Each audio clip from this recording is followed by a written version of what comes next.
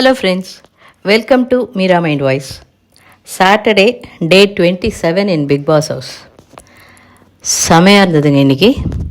வந்ததுலேருந்து சும்மா டப்புன்னு எல்லாரையும் போட்டு சுட்டு தள்ளிட்டார்.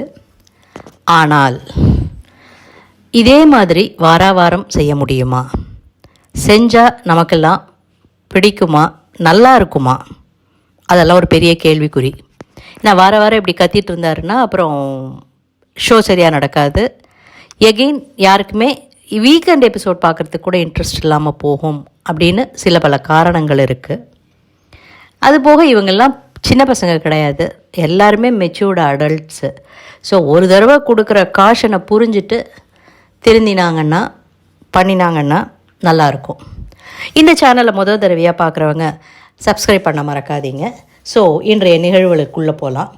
அவர் உள்ளே வந்த உடனே கையிலேயே ஒரு மைக்ரோஃபோன் எடுத்துகிட்டு வந்தார். தட் இஸ் ஒலிபெருக்கின்னு சொல்லுவாங்க இல்லையா, அதை.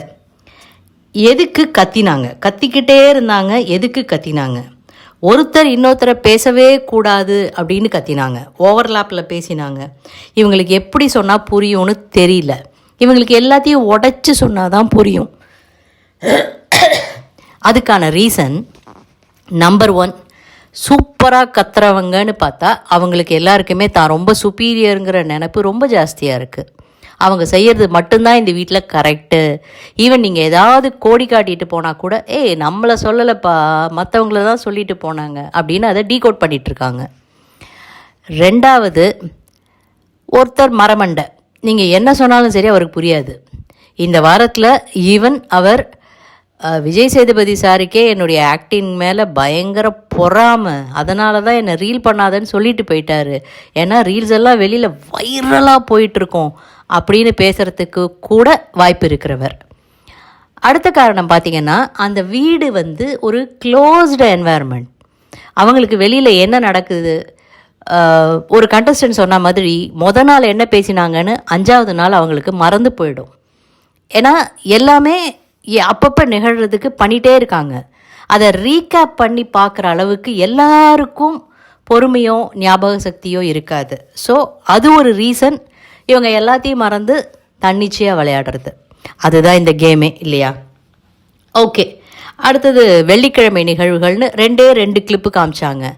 அதிலே சொல்லிட்டாங்க பாரு தான் இந்த கேமுக்கு அப்படின்னுட்டு. ஃபஸ்ட்டு பாருவும் திவாகரும், அதாவது அவங்க எப்படி வேலை செய்கிறாங்கன்னா, பல்லு தேய்க்கும் போது கூட விடாமல் புறம் பேசிகிட்டு இருக்காங்க. அடுத்தவன் என்ன பண்ணுறான், அவனை எப்படி கவுக்கலாம் அப்படின்னுட்டு. 2வது, பாருவும் கமருதீனும், இவங்க 2 பேரும் ஒரு ஒப்பந்தம் வராங்க. நம்ம 2 பேரும் இனிமேல் ஃப்ரெண்ட்ஸு தான். ஆனால் இதில் ரொம்ப கீழே போய் டேய்னு கெஞ்சினதை பார்த்தா பாரு. ஸோ இவங்களுக்கு இப்படியான ஒரு வீக்கர் சைடும் இருக்குது. நான் உன்னை பற்றி இனிமேல் திவாகர்கிட்ட பேச மாட்டேன், நம்ம பேசினதெல்லாம் அவங்ககிட்ட சொல்ல மாட்டேன் அப்படி இப்படின்லாம் சொல்லி, நீயும் என்னை பற்றி பேசக்கூடாது, கம்ருதீன் வாயை திறந்துட்டா தன்னோட தண்டவாளம் ஏறிடும் அப்படின்னு பாரு ரொம்ப பயப்படுறாங்க. ஸோ என்னை பற்றி நீ பேசக்கூடாது, உன்னை பற்றி நான் பேச மாட்டேன்னு 2 பேரும் ஒரு ஐநா ஒப்பந்தம் மாதிரி ஒரு ஒப்பந்த அடிப்படை போட்டுட்டாங்க. அவ்வளோதாங்க வெள்ளிக்கிழமை நிகழ்வுகள். ஃபுல் எபிசோடு கண்டஸ்டன்ட் ரோஸ்டில் தாங்க போச்சு. உள்ளே மைக்கை வச்சுன்னு கத்தி காமிக்கிறார். இந்த மாதிரி தான் எங்களுக்கெல்லாம் இருந்தது, ஷோவை பார்க்கவே முடியல, கத்திக்கிட்டே இருந்தீங்க, இதுக்கு மேலே எப்படி சொல்கிறதுன்னு தெரியல அப்படின்னு சொல்லிட்டு, இதை இப்படி கத்திகிட்டே இருந்தாங்கன்னா யார் ஷோவை பார்ப்பாங்க அப்படின்னாரு. அடுத்தது பாருவுக்கு ஒரு டைட் வச்சாங்க. அவங்களுடைய எக்ஸ்ப்ரெஷன்ஸ் எல்லாம் வேறு லெவல். மற்றவங்க அமைதியாக இருக்க, திவாகர் கேமரா முள்ளால் நடிக்கிறது, நிற்கிறது, விஜேஎஸ் கிட்ட பேசுறது, இதெல்லாம் என்ன அப்படின்னு சொல்லிட்டு நான் திவாகரை எழுப்பி நிற்க வச்சு, நான் வந்ததே இதுக்கு தான் அப்படின்னு சொன்னீங்கன்னா இது உங்கள் ஃபோன் இல்லை, நீங்கள் ரீல்ஸ் போட்டு மக்களுக்கு காமிச்சு அது உங்களுடைய இதை வளர்க்குறதுக்கு. உங்கள் வாய் வேலை செய்கிற மாதிரி உங்கள் காதும் வேலை செய்யணும். அடுத்தவங்க என்ன சொல்கிறாங்கங்கிறத நீங்கள் கேட்டால் தான் உங்களுக்கு புரியும். ஒரு விஷயத்தை பேச விட மாட்டேங்கிறவங்க சார் அப்படின்னு ஆரம்பித்தோடனே, இவர் தராதரன்னா என்னன்னு ஒரு மீட்டர் எடுத்துகிட்டு வச்சுட்டு வந்திருக்காரு வீட்டுக்குள்ளே. அதை வச்சு மற்றவங்க பேசுகிறதுக்கும் இவர் தராதரம் பார்ப்பார் அப்படின்னு செம்ம ரோஸ்ட்டு. வேறு யாரும் கைத்தட்டக்கூடாது, ஹவுஸ்மேட்ஸே கைத்தட்ட போக யாரும் கைத்தட்டக்கூடாதுன்னு 2-3 தடவை அவங்கள எச்சரித்தார். நான் எல்லார்கிட்டேயும் பேசணும் அப்படின்னார். திவாகர் உடனே சார் வா போன்னு பேசுகிறாங்க சார் அப்படின்னொன்னே, மற்றவங்க தராதரத்தை நிர்ணயிக்க நீங்கள் யார் சார்? நீங்கள் ரீல் பண்ண மட்டும் வரல, ஆனால் தெளிவாக பேசணும்னு இல்லை, வேறு தெளிவாக பேசணும்னு இல்லைனாலும் நீங்கள் புரிஞ்சுப்பீங்க. அதாவது சொல்லிட்டார் க்ளீனா, உங்களுக்கு புரியாமலாம் இல்லை, நீங்கள் வேணும்னு தான் பண்ணுறீங்க, கருத்தை பேசுங்க, மற்றவங்க கேட்கணுன்னா ஒன்லி உங்களோட கருத்தை மட்டும் சொல்லுங்கள். முன்னாடி நீ பண்ண, நாள் பண்ணின, அடுத்த நாள் பண்ணினேன்னு மற்றது எல்லாத்தையும் இழுத்துட்டு பேசாதீங்க. நீங்கள் பண்ணுறதுனால மக்களை பண்ண விடாமல் துரத்துறீங்க. டிவி ஆஃப் பண்ணிட்டு போயிட்டாங்கன்னா நீங்கள் யாருக்கு ஷோ பண்ணுவீங்க? இது 2வது தடவையாக கேட்குறாரு அவர் இந்த இதில். பிக் பாஸ் கிட்ட சொல்லுவேன், பிக் பாஸுக்கே நான் இது பண்ணுறேன், விஜய் சேதுபதி கிட்ட கேட்பேன், சார் உங்களுக்கு தான் கேட்குறேன், என்ன சொல்லுங்கன்னு என்னை கேட்குறீங்க நீங்கள் கேமரா முன்னால் நின்று, நீங்கள் யார் சார் கேமரா முன்னால் நின்று கேட்குறதுக்குன்னு செம்ம ரோஸ்ட்டு திவாகரை. அப்படியும் அவர் மூஞ்சியில் லைட்டாக ஒரு ஸ்மைல் இருந்த மாதிரி இருந்தது. யார்? திவாகர் மூஞ்சியில். சொல்லு நீ சொல்கிறதெல்லாம் சொல்லு, நான் பாருட்ட கேட்டு என்னன்னு அப்புறமா தெளிவாக புரிஞ்சுப்பேன் அப்படிங்கிற மாதிரி எஃப்ஜேவை எழுப்பினார். நீங்கள் என்ன பண்ணுறீங்க? நாக் அவுட் பண்ணிட்டு வெளில போயிடுவேன், இது என்ன பேச்சு? இந்த ஷோக்கு அந்த வன்மம் தேவையில்லை அப்படின்னுட்டு அடுத்தது கலையை எழுப்பி, சார் இவங்களுக்கு எல்லாரும் பாராட்டு கொடுங்க சார் அப்படின்னோன்னு அவர் அப்படியே உச்சி குளிர்ந்துட்டார், சிரிக்கிறாரு. இவ்வளோ பீப் போட்டதே இல்லை இந்த ஷோவில் நாங்கள், நீங்கள் என்ன போட்ட பீப்புக்கு சிரிக்கிறீங்களா? பிக்பாஸ் சொன்னார் பண்ணாதீங்கன்னு, அதுக்கும் சிரிச்சிங்க. அதாவது நாமினேஷன் பண்ணப்போ அசிங்கமான வார்த்தைகள் பேசுகிறார் ஒருத்தர்னோன்னா இவருக்கு புரிஞ்சு சிரித்தார். அதுவே உங்களுக்கு கொடுத்த காஷன். அதை நீங்கள் பண்ணுறீங்கன்னு நான் திருப்பி சொல்லும்போதும் சிரிக்கிறீங்க. என்ன சார் நினச்சிட்ருக்கீங்க உங்கள் மனசில் அப்படின்னு சொல்லிட்டு, இது எவ்வளவோ இடங்களுக்கு போயிருக்கேன் வந்திருக்கேன்லாம் சொல்கிறீங்க, இதுதான் நீங்கள் புரிஞ்சுக்கிட்டுதா? நீங்கள் பேசுவீங்க, நாங்கள் கவனமாக கேட்டு பீப் போட்டு பண்ணணுமா அப்படின்னு அவர் பாஷையிலேயே அவருக்கு பதில் சொல்ல. அடுத்தது சபரி எழுப்பி, தொண்டை ஓகேவா சபரி அப்படின்னார். இன்னும் கத்தலாமே அப்படின்ன உடனே பயங்கரமாக டவுன் ஆகிட்டார் சபரி. ரம்யாவுக்கு சர்டிஃபிகேட் கொடுத்தாரு யார்? எஃப்ஜே தானே. பயங்கரமாக சண்டை போடுவாங்களாம் வெளியில், இவங்க வேறு ஆளாம், அவங்க குழாயடி சண்டைக்கு முன்னால் யாரும் நிற்க முடியாதுன்னுட்டு. ரம்யா சொல்லுங்கள் அப்படின்னுட்டு, நான் வெளியில் எப்படிப்பட்ட ஆள் தெரியுமா? அதான் வெளில பார்த்துருப்பீங்களே, பிக் பாஸ் ஸ்கூலில் எதுக்கு நீங்கள் அதையே பண்ணணும்? அதை பண்ணுறதுக்காக நாங்கள் உங்களை உள்ளே விடலையே. இதை என்னமோ ரம்யாவை ரோஸ் பண்ணது என்னமோ எனக்கு என்னமோ பண்ணணுமேன்னு பண்ண மாதிரி இருந்தது. ரம்யா சபரி இவங்களை பண்ணது பண்ணணும், அதாவது இவங்களையும் நான் கேள்வி கேட்குறேன் அப்படின்னு கேட்குற மாதிரி தான் இருந்தது. பிரச்சனையை டிஸ்கஸ் பண்ணுறதா இல்லை கத்துறதை டிஸ்கஸ் பண்ணுறதா? கண்ட மெனுகி கத்துறீங்க, என்ன பேசுகிறீங்கன்னே தெரியல. பார்வையை எழுத்து நிற்க வச்சு நல்லா ரிவிட்டு விட்டார். இதை எடுத்துக்குங்க, இதை எதுக்குங்க உட்காந்து பார்க்க போகிறாங்க? தயவு செஞ்சு புரிஞ்சுக்கோங்க, சின்ன இடைவெளி எடுத்துகிட்டு பேசுகிறேன் அப்படின்ட்டு போயிட்டாரு. அதுக்குள்ளே சபரி கத்துறது தப்பு தான், பேசணும், பட் கத்தக்கூடாது அப்படின்னு சொல்லிட்டு உடனே கனி இப்போவே அட்ரஸ் பண்ணிட்டார், எல்லாரும் திருத்திக்குவாங்கன்னுட்டு ரம்யாட்ட, நீ இதுக்காகலாம் பெருசாக வருத்தப்படாத, உங்கள் கருத்தை வைக்கணும், ஆனால் இனிமேல் கத்த வேண்டாம் அப்படின்னுட்டு அவங்கள ஆசுவாசப்படுத்த திரும்பி கனிகிரி வீட்டு அவங்கள போய் நீங்கள் எதுவும் இது பண்ணாதீங்கன்னு சொல்கிறீங்க. அவங்க யோசிக்கணும்னு தாங்க நான் இதையே சொல்லிட்டு போனது. அவங்கள யோசிக்க விடாமல் அன்பு காட்டி இது பண்ணினா என்ன அர்த்தம்?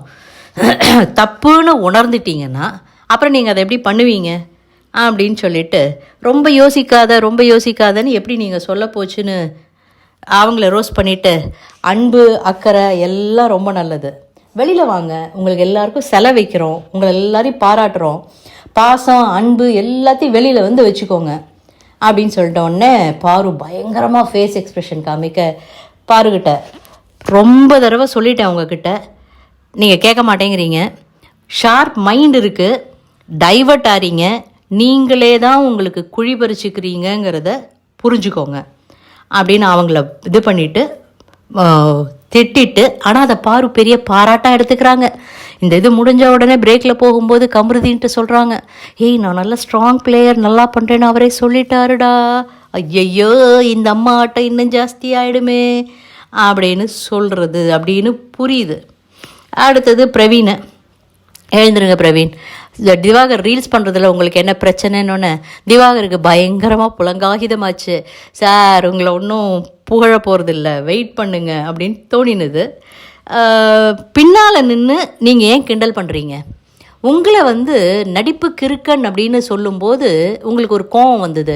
என் நடிப்பை பற்றி எதுவும் சொல்லாத அப்படின்னு சொன்னீங்க. ஆனால் இவர் நடிக்கும்போது உங்களுக்கு ஏன் அந்த மாதிரி மாக் பண்ணுற ஒரு இது? உங்களுக்குன்னா ஒன்று, அடுத்தவங்களுக்குன்னா ஒன்றா? இதை யார் ப்ளீஸ் பண்ணுறதுக்கு தெரில. ஆனால் உண்மையிலேயே நெஞ்சத்தோட்டு சொல்லுங்கள் விஜய் சேதுபதி சார், நம்ம திவாகர் பண்ணுற ரீல்ஸில் உங்களுக்கும் உடன்பாடு இருக்கா? அவரை ஒரு நடிகர்னு நீங்களும் ஒத்துக்கிறீங்களா? இல்லை தானே? அப்புறம் எதுக்கு பிரவீன்ட்ட இந்த கேள்வி? இதை கடந்து போயிருக்கலாமே அப்படின்னு நமக்கு தோணினது. ஏன்னா இவருக்கு நல்லா தெரியும் ஏன் அவங்க இப்படி ரியாக்ட் பண்ணுறாங்கன்னுட்டு. கமருதீனும் பின்னாடி பண்ணார். ஆனால் கமருதீன் பண்ணது பெரிய தப்பு இல்லை, ஏதோ லைட்டாக பண்ணிட்டு போயிட்டாரு அப்படிங்கிறாங்க. வினோத்தை ஏற்றி விட்டதே விஜய் சேதுபதி தான். சொன்னார் மெய்யழகன் அண்டு அவங்க டீம் மாதிரி இருக்குது, நீங்கள் 2 பேரும் பண்ணுறது நல்லா இருக்குது அப்படின்னாரு. அன்னைக்கு பண்ணும்போது திவாகருக்கு பிடிச்சிது. இன்றைக்கி இவருக்கு எகென்ஸ்டாக இருக்காருங்கும்போது பிடிக்கலைங்கும்போது வினோத்தையும் எடுத்து ஏன் நீங்கள் கேள்வி கேட்டீங்க? அவராது 1 வருஷம்தான் ஃபேமஸ், நீங்கள் 20 வருஷமாக ஃபேமஸ். ஸோ உங்களுக்கு அவரை டீஸ் பண்ணுறதுக்கு எப்படி இது வந்தது அப்படின்னு கேட்குறாரு. நீங்கள் தானே சார் அவங்க 2 பேரும் பண்ணுற காம்போ நல்லா இருக்குன்னு சொன்னீங்க. ஸோ இவர் பண்ணுறதுக்கும் பின்னாடி அவர் பண்ணுறதுக்கும் அருமையாக இருந்ததுன்னு தானே சார் வெளியில் எல்லோரும் பேசிக்கிட்டாங்க. சரி, இவ்வளோ பண்ணீங்க, ஓகே வினோத், நீங்கள் இவ்வளோ பண்ணால் கூட மக்கள் உங்களை சேவ் பண்ணிட்டாங்கன்னு ஒரு வார்த்தை சொல்லியிருந்தீங்கன்னா அது திவாகருக்கு கொடுத்த ஒரு அடியாக இருக்கும்ல. ஏன்னா அவர் சொல்லிட்டு இருக்காரு வினோத்துக்கு வெளியில் ஓட்டே கிடைக்காது, தனக்கு மட்டும்தான் வெளியில் ஓட்டு கிடைக்கும், வேறு யாருக்கும், வினோத்துக்காகட்டும் இல்லை அது விக்ரம் விக்கல்ஸுக்காகட்டும் யாருக்குமே ஓட்டு கிடைக்காது, எல்லாருமே நாமினேஷனுக்கு பயப்படுறாங்கன்னெலாம் பேசிகிட்டு இருக்காரு. அவர் பேசுகிறதெல்லாம் அப்போ நியாயமா? விஜய் சேதுபதி பண்ணதில் ஒரே ஒரு இது இருக்குது. அதாவது சண்டை போட்டதையும் 2 பேருக்குள்ளே நடந்த கான்வர்சேஷன்ஸையும் மட்டும் கேட்டாரே தவிர தனியாக உட்காந்து பாருவோ கம்ருதீனோ பேசினதையோ அதை மாதிரி அவங்கள சமாதானப்படுத்துறதுக்கு சபரி ஒரு தடவை பேசினதையோ அதெல்லாம் கேட்கல. ஏன்னா அது இண்டிவிஜுவல்ஸுக்குள்ளே இருக்கிறது.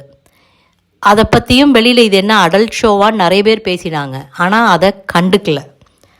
ஸோ அடுத்தது கனிக்கு சட்டை போடாதது தப்பாக இருக்குது, ரைட்டு.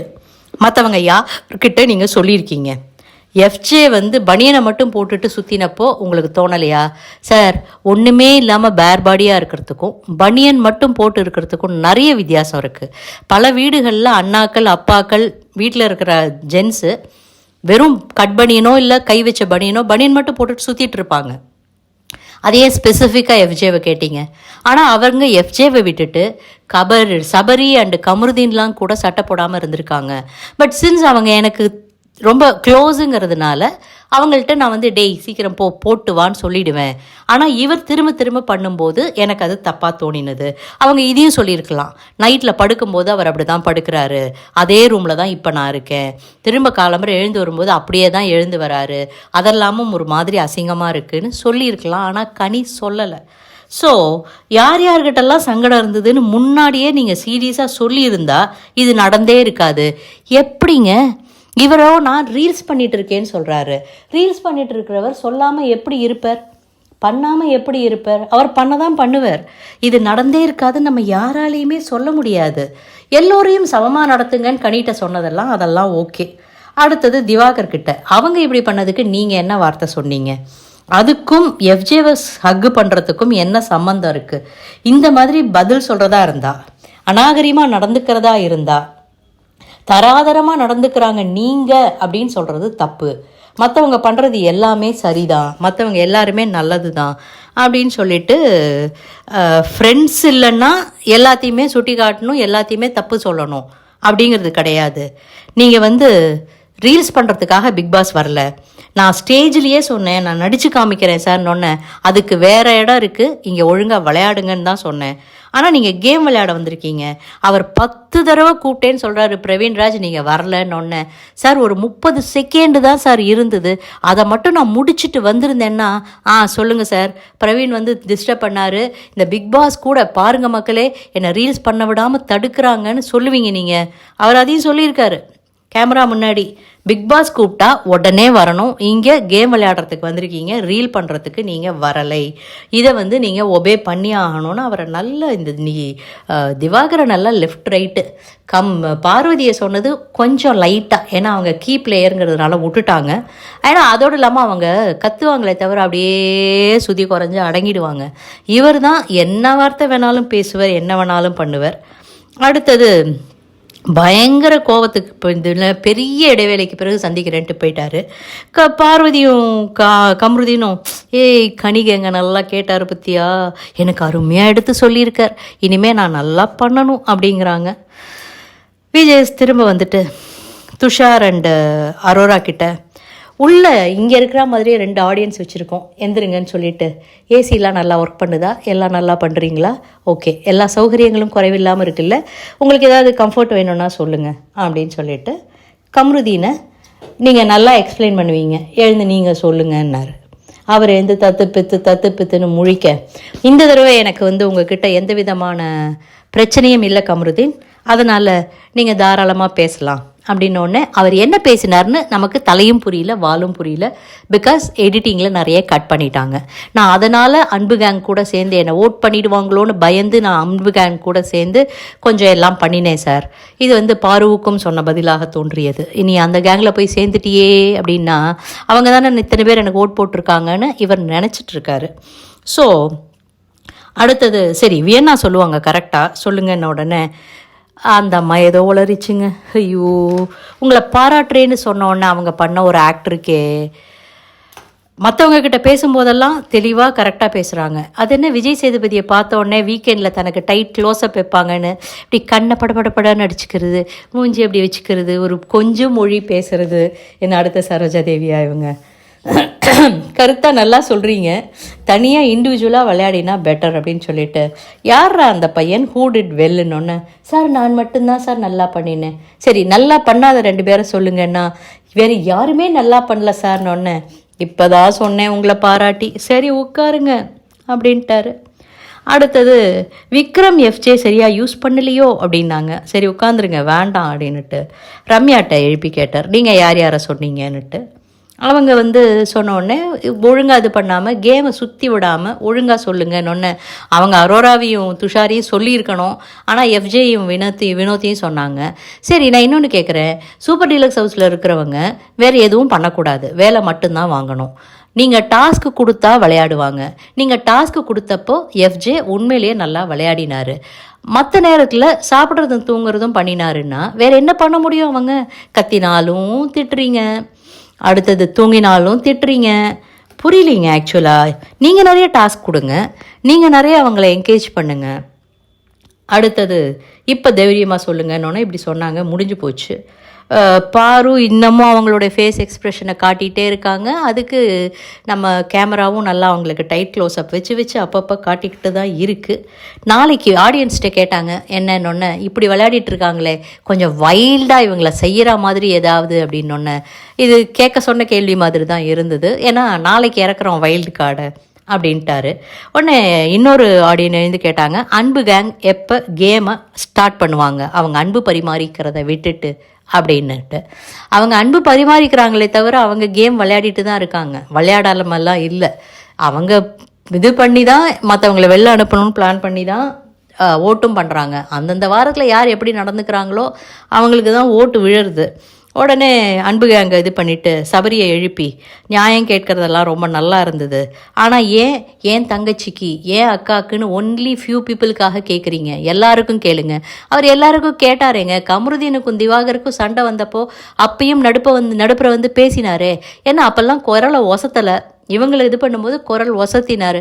பிகாஸ் குரலை ஒசத்தினா தான் இந்த வாரம் எல்லாருமே கேட்டாங்க, இல்லாட்டினா கேட்கல. இது இவருக்கும் நல்லா தெரியும், ஆனாலும் அப்படி தான் கேட்டார். வெளியில் எப்படி தெரியும் அப்படிங்கிற மாதிரிலாம் சொல்லிட்டு குரூப்பிசம். தவறுகளை திருத்துறவங்க தான் நல்ல நண்பர்கள். உங்கள் கூடவே இருந்துட்டு உங்களை தட்டி கொடுத்தா வேணாம் கவலைப்படாத நல்லா போகும்னு சொல்லிட்டு மற்றவங்களை எல்லாரையும் வெளியில் அனுப்பிச்ச பிறகு நீங்கள் ஒருத்தருக்கு ஒருத்தர் எப்படி விளையாடுவீங்க? அப்போ விளையாடும்போது அப்போ உங்களோட இது வெளியில் எப்படி தெரியும்?